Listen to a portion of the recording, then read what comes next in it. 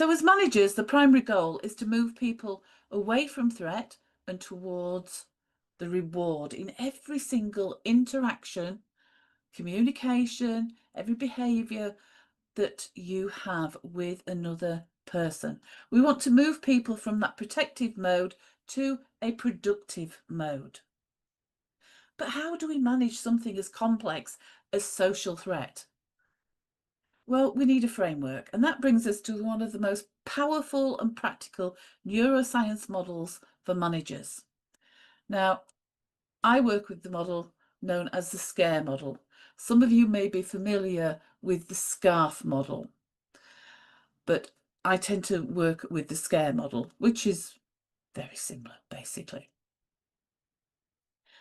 The SCARE model was actually developed by Linda Ray. The SCARF model was developed by Dr. David Rock. And Linda developed the SCARE model to categorise those 5 social domains that activate the primary threat and reward centres in our brain.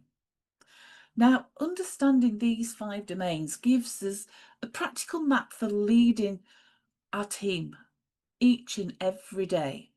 Now, SCARE stands for significance, certainty, autonomy, relatedness, and equity. So if you are familiar with the SCARF model, you will actually see the kind of correlation there.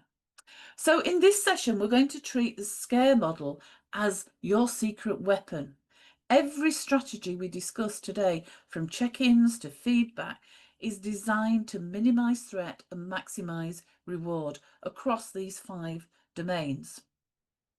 And that by doing that, we're then setting the tone for that performance culture that is fundamentally rooted in brain-friendly principles. But just before we move on, let's just quickly remind ourselves of those 5 domains. So significance, that's the need to feel valued, respected, and important. Certainty, that's the need for predictability and stability. Autonomy, the need for control and agency. Relatedness, the need for that connection and that sense of belonging. And last, equity, the need for justice and equality. So here are a few examples in which a threat response in the 5 domains may be triggered, and then some possible kind of ways of minimizing that threat and moving people more towards the reward response. And I'll just give you a moment or two just to have a look at some of those on screen.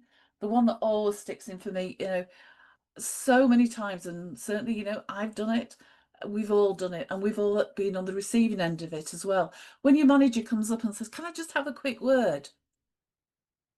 And automatically they have triggered a threat response. And then they turn around, they ask you something really straightforward and simple. And how often have you kind of stood there and gone, stuttering and stammering?